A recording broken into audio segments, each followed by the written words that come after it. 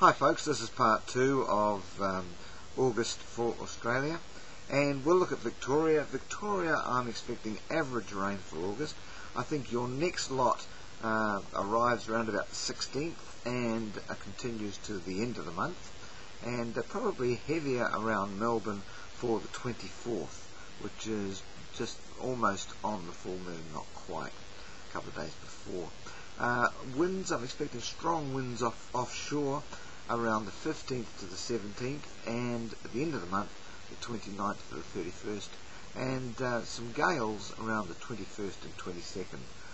They'll be associated with the southern declination of the 19th, and just as the moon starts to move north again, it quite often brings some heavier gusts with it.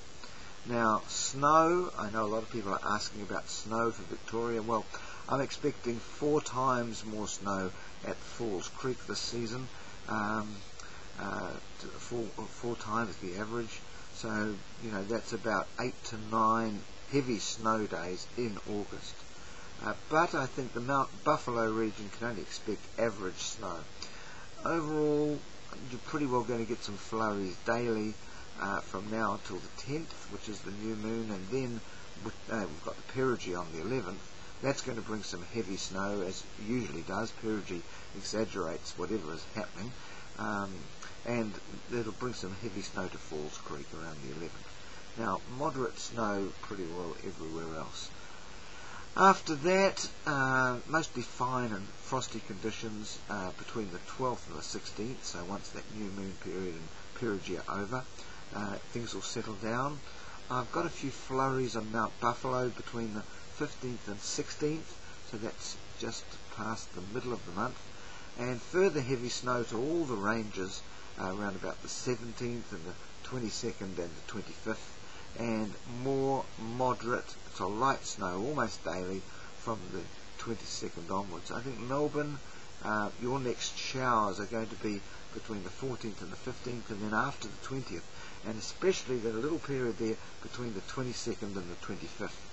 There'll be showers, it'll be colder weather, and it'll be because the moon's moving north from the southern position. Looking at Victoria, I think as a whole, sorry, not as a whole, looking at Victoria, the dams, well, I've picked Sylvan to look at, and I think you're going to get some heavy rain there between the 10th and the 11th, so it'll be overnight, it'll be new moon rain, and it'll be associated with the perigee, and also between the 24th and 25th and around the 31st. So some good rain coming up for the Sylvan Dam in Victoria. Let's do South Australia now. South Australia, I think you can expect rain between now and the 14th. Some nice heavy falls around the 17th and the 19th and the 23rd, but I think it'll clear after the 27th.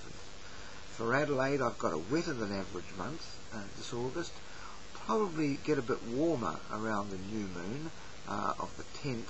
That's, just a couple of days' time.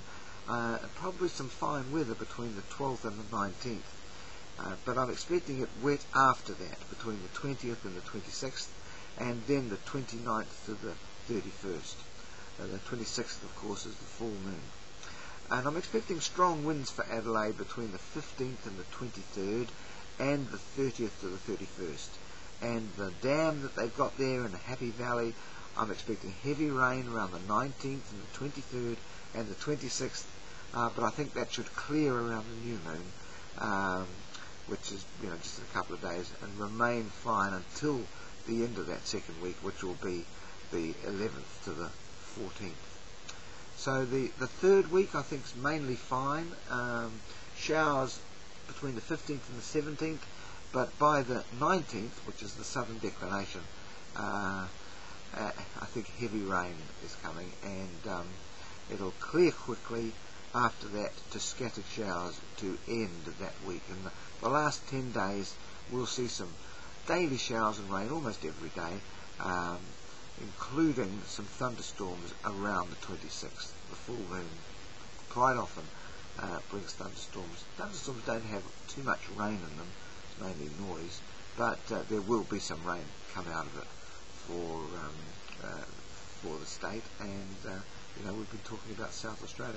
So we'll look at the rest of the states, Western Australia and Northern Territories, Tasmania. We'll look at that in the next blog, part 3. Thanks for watching.